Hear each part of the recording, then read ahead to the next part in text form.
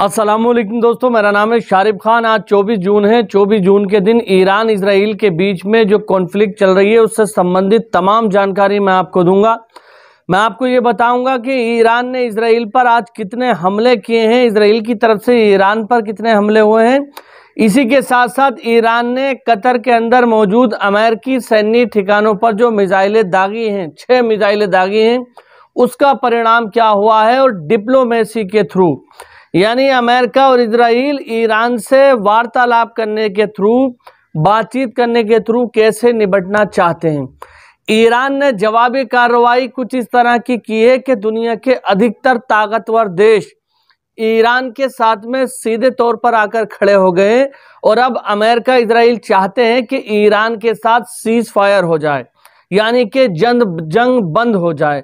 ऐसी कौन सी चीज है जो अमेरिका और इजराइल को डरा रही है कि अगर ईरान के साथ में सीज फायर नहीं होता है तुरंत प्रभाव से, तो ये जंग बढ़ सकती है। मध्य पूर्व में अमेरिका के सैन्य ठिकाने पूरी तरह से नष्ट हो सकते हैं और मध्य पूर्व से अमेरिका की ताकत को निकालकर फेंका जा सकता है।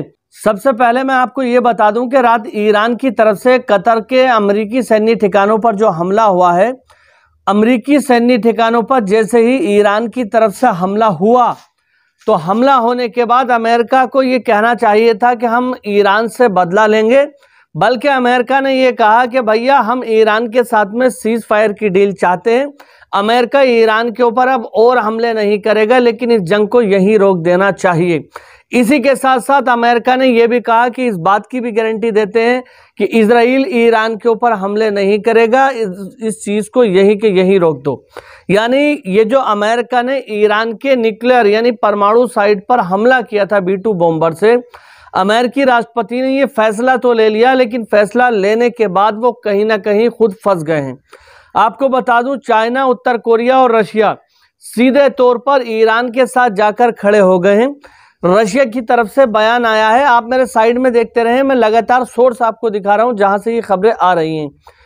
तो रशिया की तरफ से ये बयान आया है कि भैया हम परमाणु बम ईरान को नहीं दे रहे हैं, लेकिन यह हो सकता है कि कोई दूसरा देश ईरान को परमाणु बम दे रहा हो। यानी सीधे तौर पर रशिया का इशारा चाइना और उत्तर कोरिया की तरफ है।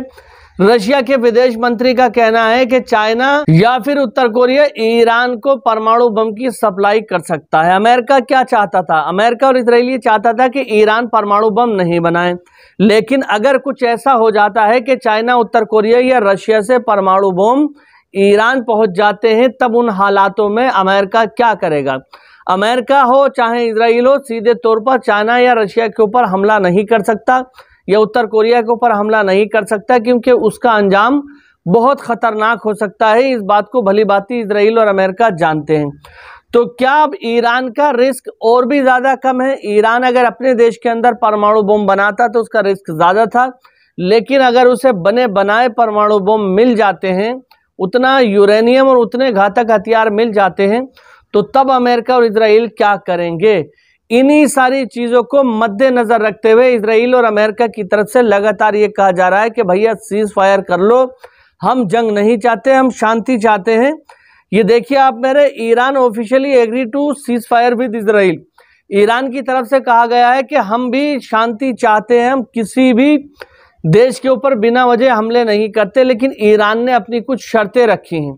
अब वो ईरान की शर्तें क्या हैं? ईरान की शर्तों में सबसे पहले तो फिलिस्तीन का जिक्र है कि फिलिस्तीन में इजराइल हमला नहीं करेगा, फिलिस्तीन को आज़ाद मुल्क के तौर पर छोड़ा जाएगा। अगर इजराइल फिलिस्तीन के अंदर हमले करता है, वापस से वही स्थिति पैदा होती है जो गाजा में थी, तो फिर कहीं ना कहीं ईरान के हमले फिर से शुरू हो सकते हैं।